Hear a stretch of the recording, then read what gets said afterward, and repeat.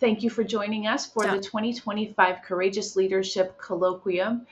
In this session, we are talking with Dustin Byrd, who is a professor of humanities at the University of Olivet. Dustin is going to share with us a foundation for leadership that can really add value to us because it is based on a set of values or virtues. Dustin's going to share why courage is the foundation of that framework and needs to be the foundation of our efforts to lead courageously. Dustin, we're so glad to have you and your cat with us. Thanks for joining us, and we look forward to learning from you.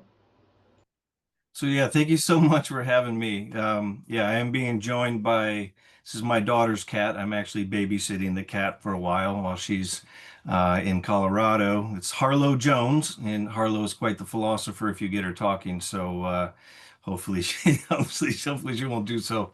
But so thank you so much for having me. As Kelly said, I'm Dr. Dustin Byrd. I teach philosophy and religious studies here at the University of Olivet.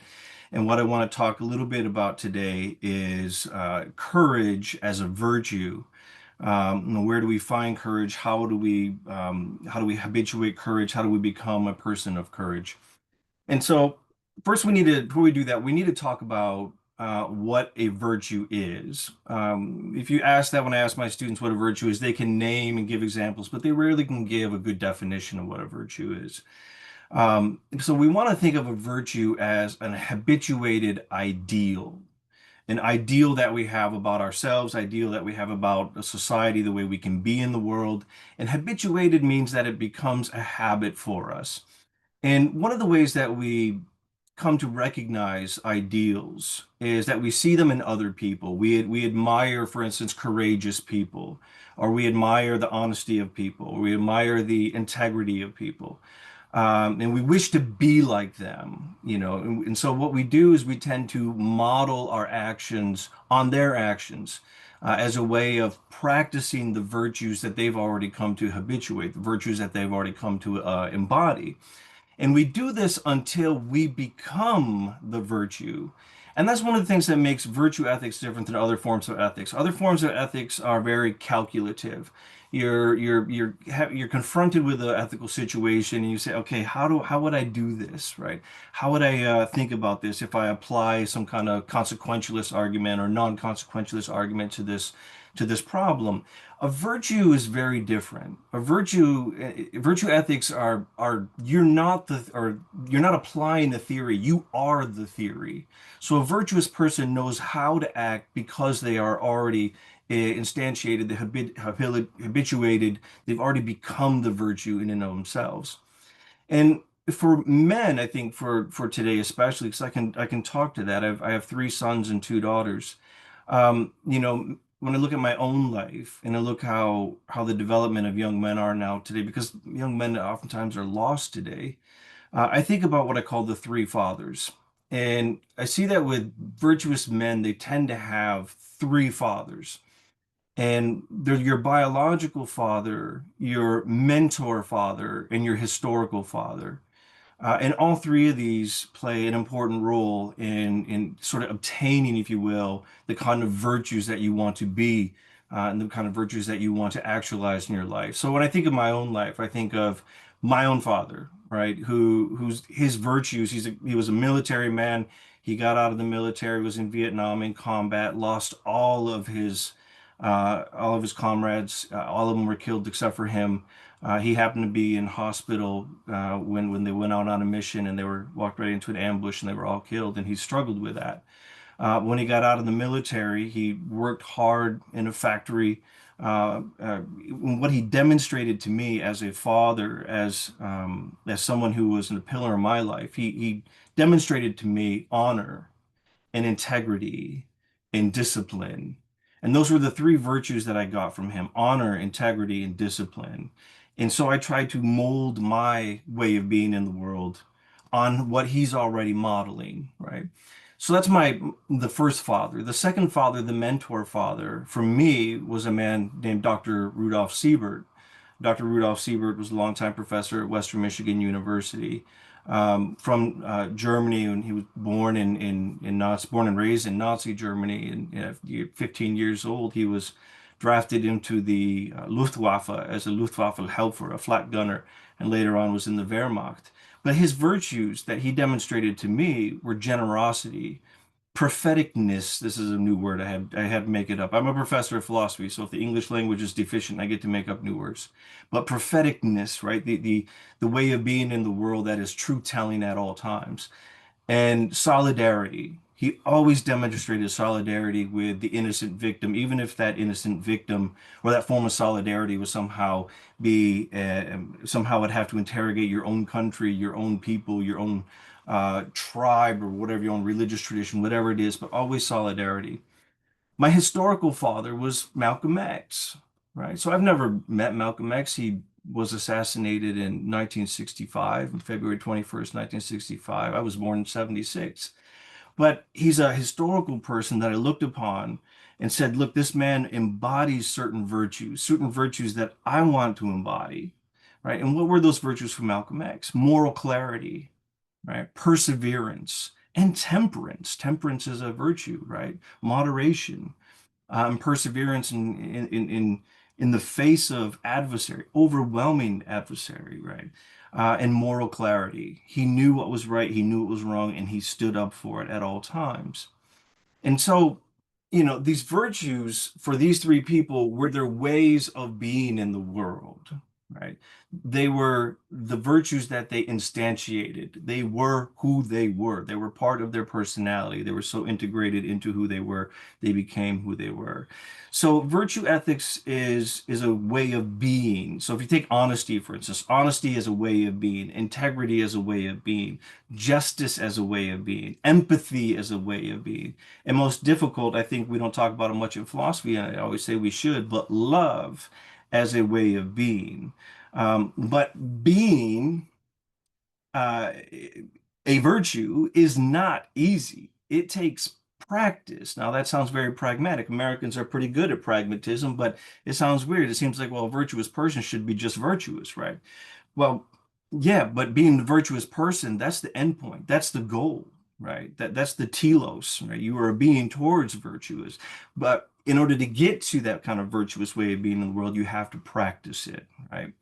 And practicing it is a tough thing to do, right? One needs courage to practice these virtues. And as Maya Angelou said, without courage, you cannot practice any other virtue consistently. You can be anything erratically, now and then, she says, kind, fair, true, generous, but to do it time and time again, to embody the virtue time and time again, that takes courage. And this is the reason why I say courage is the basis of all other virtues, right? Now, again, it's one of those things. If we see courage, we know what it looks like. But how do we define courage, right? It's easy for us to give examples of courage. How do we define it? What is it?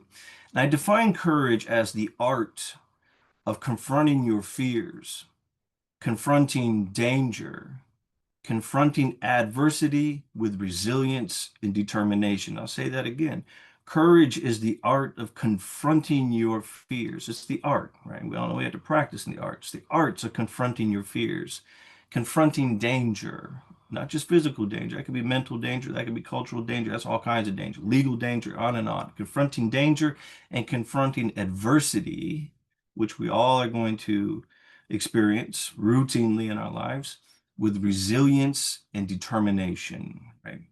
So in this way, courage is the disposition of being unconquerable, right? Unconquerable. Now, courage is not, as some people would assume, the absence of fear. Courageous people actually are quite rational people generally, right? It's when courage becomes irrational, right? That's another problem. No longer is courage, but courage is deeply rational, and it's not the absence of fear, but the ability to overcome fear. The ability to overcome fear because you have practiced overcoming fear, right? The fearless, right? People who fear nothing are generally fools in history, right? They're absolutely foolish. Aristotle would demonstrate that in his discussions with Alexander the Great, right? The fearless are oftentimes foolish, right? as it is rational to be fearful at some point in times when danger truly is in front of you. Of course, it's rational, right? But courage is to accept the fear, realize the danger, assess the adversity, and push through it nevertheless, right? It's to accept the fear, realize the danger, assess the adversity, and push through it nevertheless, right? So you're not without failure, right? To be unconquerable doesn't mean to be without failure. We all fail, right? We have all failed in our lives, and hopefully we learn from that. And courageous people are people, oftentimes people who have failed numerous times. I mean, there's many examples throughout history of people who constantly fail and constantly fail and constantly fail, but they're unconquerable. So they keep going and keep going. And that takes a whole lot of courage to do that, right? So it is this in this way that I say courage is the basis of all virtues. Why? Because without courage, you cannot be honest. It takes courage to be honest in the face of adversity, right? It takes courage to be patient in the face of adversity. It takes courage to be kind in the face of adversity, right? And without courage, you cannot have discipline, right? It takes courage to be disciplined person in what you say and what you do, right? Without courage, you cannot have justice. You cannot have generosity or even live with hope. Hope is the commitment to the negation of what is the case, right? And the desire to bring about something better. So when I think about courage, I've created a list of different kinds of courage, different forms of courage, if you will. And you can do this as well. And I would encourage all of you to do that, to sit down and say, okay, what kind of courage do I see happening in the world? What kind of courage do I want to embody in my daily existence? What kind of courage do I want to instill into my children, right? And these are just a few forms of courage that I think we can think critically about. The first one is the one that appears to us every day, right? And that is everyday courage.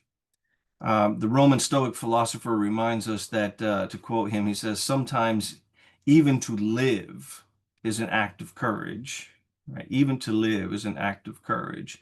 You have to remember that, this sounds a bit ironic, but our parents are the ultimate authoritarians, right? Because none of our parents asked us whether we wanted to exist. They simply brought us into existence without against our will, right? So to then accept the fact that we're existing, to accept the fact that our parents have brought us into the world, to accept the fact that we've been brought into the death process, to accept the fact that we are beings towards corpses, right? We're all beings towards corpses. In the future, we're all going to be a corpse, right? That takes a whole lot of courage to wake up every day and address that and to live with that in mind. But it also makes life worth living. The old Latin phrase, memento mori, the remembrance of death, right? Makes life worth living. But if you're going to live that life, you have to have courage to do it, to face living every day, right? That's the everyday existential kind of courage. But then everyday courage shows up and you just turn on your news. You'll see courage every now and then. It's the courage to save the life of a child who is running to a street and when the cars are coming, right? We think about that. Would I have the courage to do that? Would I have done that spontaneously, right? If you embody courage and that becomes who you are, of course you have the courage. You're willing to risk your life for that innocent child, right? It's the courage to shield your loved ones while in danger. I mean, just look at in our just our recent history and all the school shootings, of course, and you see these young people, young kids who are laying on top of their friends to try to stop bullets from entering in their bodies, and they're willing to take that on. This is the everyday courage, but this is the courage of children, right? We forget that our little ones are oftentimes the most courageous things there are, right? I see it all the time with my smallest ones, very courageous. And my older ones, they do things that when I was their age, I probably didn't have the courage to do, and yet they go and do them. It's always amazing. But this is everyday courage. This is courage that guides our ways of being in the world, our actions, our thoughts, how we relate to other people on an everyday basis, right? Now, That's one form of courage. There's courage in times of struggle, right? This is the kind of courage oftentimes that we think about when we're thinking about the courage of war and people in war, soldiers in war, people who are dodging bullets on the battlefield to rescue their mates, or as my father did, uh, get back into his track after his track had gotten hit by an RPG in his tank and it was on fire, and he climbed back in and got his men out right before it exploded. That's a kind of amazing kind of courage. That's the kind of courage we think about oftentimes when we say there's courage, right? But that kind of courage is connected to the everyday courage. And I say that because of this. There's a beautiful story in the Islamic tradition about Prophet Muhammad, who's the prophet of the Islamic tradition. And at the end of a battle, he said to the Sahaba, his companions, he said to them, now we return from Jihad al-Saghir to Jihad al-Kabir, right? From Jihad al-Saghir, which means the lesser struggle, and we're returning to the Jihad al-Kabir, the greater struggle, right? What does that mean? That means we are leaving the battlefield, the actual battlefield, right? And we're returning to everyday life. And everyday life is the greater struggle, right? It's the greater struggle. The lesser struggle is a struggle on the battlefield. The struggle on the battlefield, and while it might be deadly, it's easier to understand, right? It's easier to understand. It's my life or their life. It's black and white. It's very simple to understand, very binary. But when you get into everyday life, it takes a whole lot of courage to be married. It takes a whole lot of courage. In fact, in the Islamic tradition, they say it's half the religion is just being married, right? It takes a whole lot of courage to raise children, especially in this day and age, right? So that's the jihad al-kabir, the greater struggle, the struggle of everyday life, to be a good father, to be a good mother, to be a good professor, to be a good attorney, right? To be a good citizen, right? That's the greatest of all the struggles, right? And it takes courage, right? Another form of courage is the courage to love the unlovable. Now, that's a difficult thing to do, right? Very difficult thing to do. But I want to take a couple examples of where I see this from the same person. And that was St. Francis of Assisi. So I'll be teaching in Assisi this coming spring. So if you're interested in traveling to Italy, let me know, right? But St. Francis of Assisi, in two ways in his biography, he really had the courage to love the unlovable. And first and foremost was in Italy, around Assisi. He was the only one who would approach lepers as his brothers and sisters. They were always shunned in medieval European history. They had to wear certain kind of clothes. They had to have bells on them so it would alert everybody into their presence, and no one wanted to be around them. But St. Francis of Assisi understood that they were still brothers and sisters. They might have been in the out group when there's an in group and out group, but he had to break that because from his perspective, from his faith perspective, he had to love them. He was commanded to love them, and not heteronomically as this law from the outside forcing him to do some, but autonomously. It came from inside. He believed in that tradition, in that faith tradition, and therefore he was commanded to do this. This is something he did gladly. He broke the in-group, out-group, and he had the courage to love the lepers. He also did it when he went to Damietta, Egypt during the Crusades in Egypt. And he didn't go there to help the Crusaders fight. He went there to make peace. And how did he make peace? He tried to make peace by breaking, again, the in-group, out-group, and going to the Sultan Malik al-Kamil, who was the Sultan of Egypt. And he met with him and he talked to them. And they shared the same type of language. It was the theologically saturated language, right? So, I mean, he was speaking some form of Italian. The Sultan was speaking Arabic. But nevertheless, they could speak to each other and they came away calling each other brothers, right? That took courage because, on the one hand, he thought that he'd be with the Muslims, they might have killed him, but he was willing to take that risk to somehow bring about peace. And he took the risk, and he wasn't killed by Muslims. He was actually attacked more by his own side because he broke the in-group, out-group. He had the courage to love the unlovable. That person, that group of people that he was told throughout Christendom at that time were unlovable, the unacceptable, right? And he broke that. He had the courage to break that. And for that, we remember him. That was an amazing feat of courage on the part of St. Francis of Assisi. Now, another form of courage that I think is tremendously powerful, we saw just recently, and that's the courage to forgive. Forgiveness is a beautiful thing, but it's one of those things that most people can't find the courage to do, and it's understandable why, right? It very much goes against human nature, the lex talionis, the law of retaliation, that you're not supposed to somehow love the person that has harmed you, right? Or forgive the person that has harmed you. You're supposed to somehow retaliate against the person that has harmed you.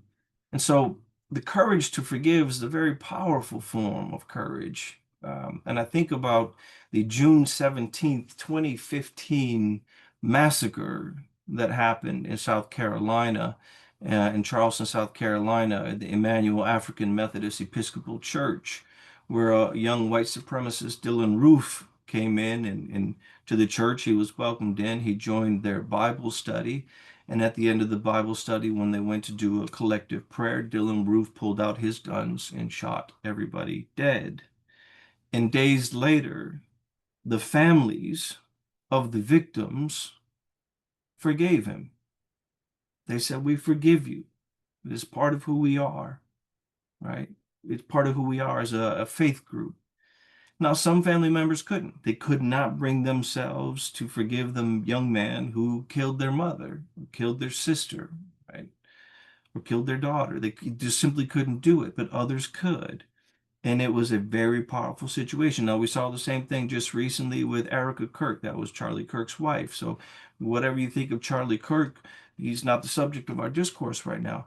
What the subject is that Erica Kirk, his wife, got up there and was able to forgive the young man who shot and killed her husband. I, Powerful situation. That takes a whole lot of courage, right? Because what do people want? People want retaliation, right? They want vengeance. They want to, somehow make the those who impose the pain on them, they want to impose pain back. And she did a very, very beautiful thing in saying, "I forgive you. I forgive you." That takes a whole lot of courage to do something like that. And it's hard to find in this world nowadays, right? So, next form of courage I'd like to talk about here is the courage to speak truth amidst a world full of lies, right? The courage to speak truth, that is a very difficult thing to do. Most people would rather just be quiet, let it pass, maybe even camouflage what they really believe, right? What they really think about something, and hopefully it'll pass on so they don't want to ruffle any feathers or muddy the waters, right? But the courage to speak truth amidst a world full of lies is something that you see in people like Dr. Martin Luther King Jr. He's an obvious one. And I encourage you all to study Dr. Martin Luther King, not so much the what I call the Santa Claus version of him that we've done to him, but the real person, the real radicality, the real beautiful nature of this man, and genius of this man, right?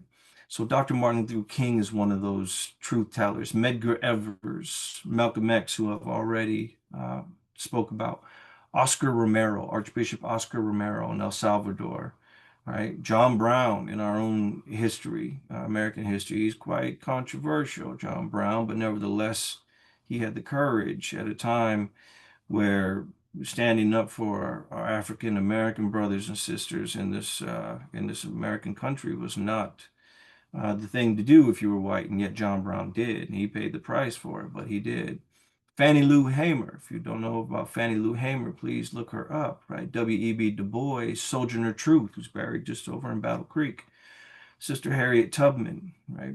Even we go to European history, Dietrich Bonhoeffer, right? The Protestant minister Dietrich Bonhoeffer, who lost his life, fighting against Nazism, right? As well as the Catholic priest Father Alfred Delp, same type of situation, or Father Maximilian Kolbe. There's actually a movie about him right now, in the movie theaters called Triumph of the Heart. If you haven't seen it, I would encourage you to see it. This is a man who willingly gave up his life in a concentration camp, an extermination camp, to save the life of someone else, right? That's Father Maximilian Kolbe, and many other nameless and anonymous speakers of truth, we can find throughout our own history, American history, European history, African history, Asian history. And I encourage you all to study them, because like I said before, how do we instantiate courage and virtue in our own life is by studying, by imitating, by engaging in what the Greeks call mimesis, right?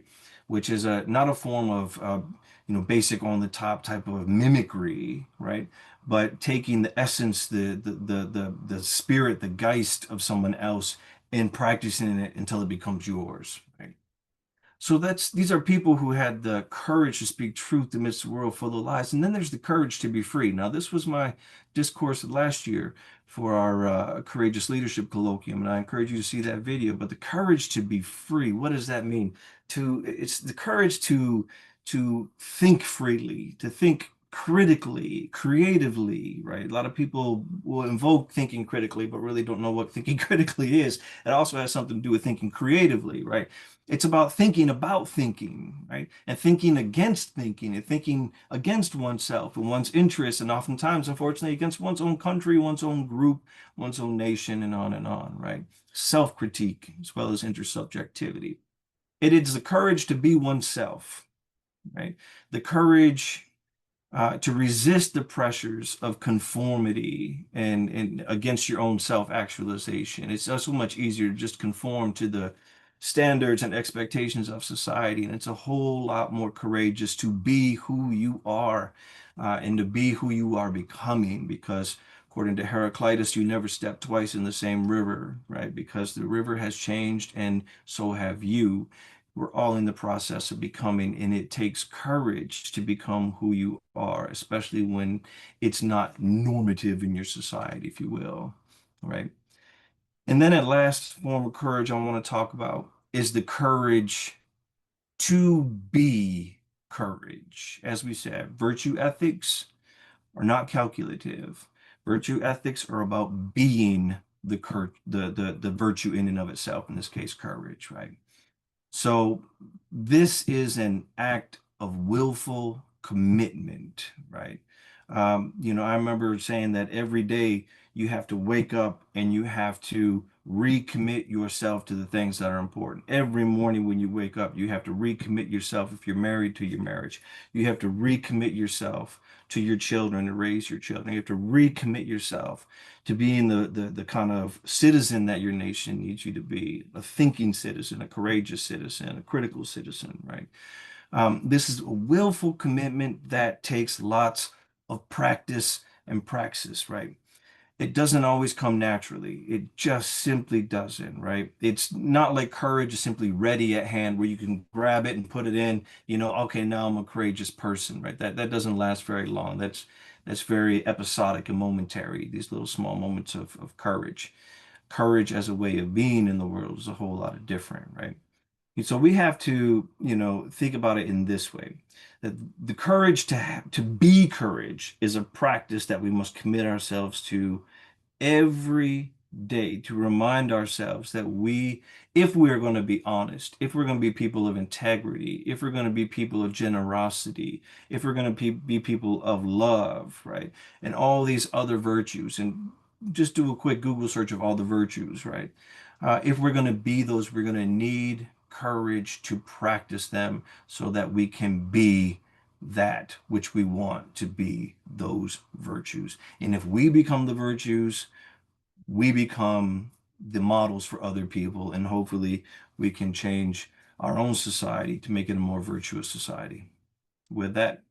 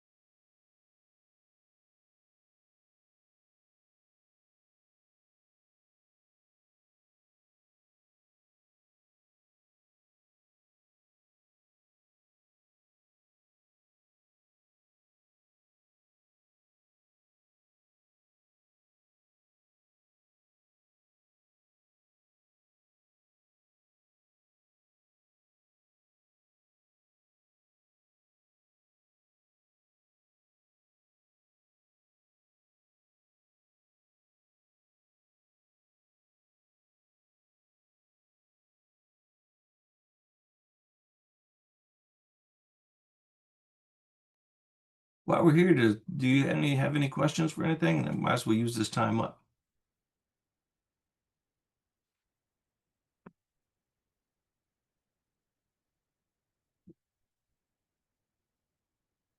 I have a question.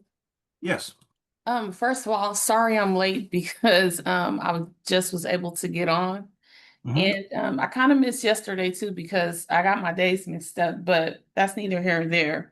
But I am not a traditional student, so I was kind of wanting some help as far as trying to get me on the right path, so to make sure that I guess my goals are aligned correctly, because my long-term goal is to go to law school. So I've been reaching out to Joshua, I believe his name is, and I'm never getting a response. I'm an online student, so maybe I should just pop in on campus because I wanted to join some clubs and I kind of just needed some guidance.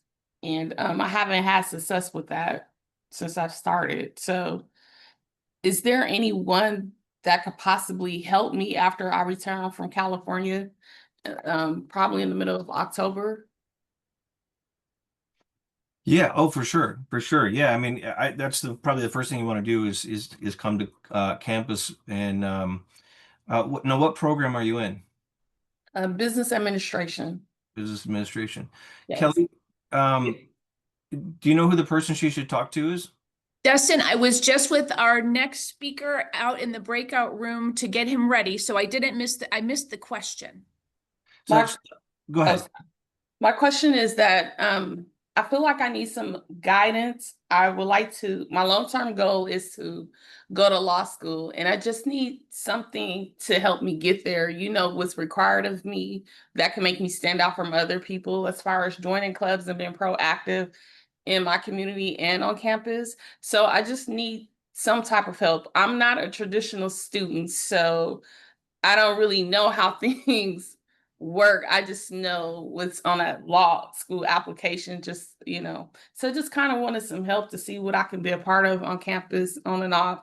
And also I um had some questions regarding internships as well. So I just kind of needed some help with that. I haven't had the best luck getting in contact with Joshua. So this is why I joined this meeting today. Well, I'm glad that you did. If you could please email me, I would be happy to get on a Zoom with you one-on-one, and we can make a strategy to help you prepare to get into law school. My email address is kcorey@uolivet.edu. And yeah, shoot me an email today. I will respond to you probably tomorrow, and we can set something up in the next couple of days to continue the conversation. I'm so glad that you joined us, and I hope that you'll stick with us for today to learn from a lot of our different speakers, lots of different ideas that you can actually maybe incorporate the ideas into your applications and your essays for law school. So definitely stick with us today. Look forward to getting to know you and working with you. Thank you so much for being a part of our day today. And Dustin, thanks for facilitating the conversation.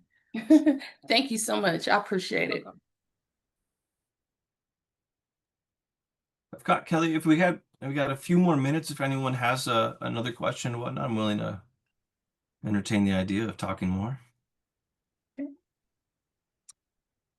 If there are no other questions, I'm so thankful, Dustin, that you were able to spend time with us today. The ideas that you bring are they're so precise and so big at the same time. And I'm looking forward to rewatching this to just really dig into some of those ideas. The framework that you provided for us to think about courage and where that is in our lives and where it can be was super powerful. Thank you for that. And we'll definitely be sharing this video widely. It'll be available probably next week for folks to be able to share with their ecosystems. Again, thank you so much for being a part of our ecosystem and our hive mind, and for contributing to the colloquium. Have a fantastic day. You too. Thank you for having me. Thank you.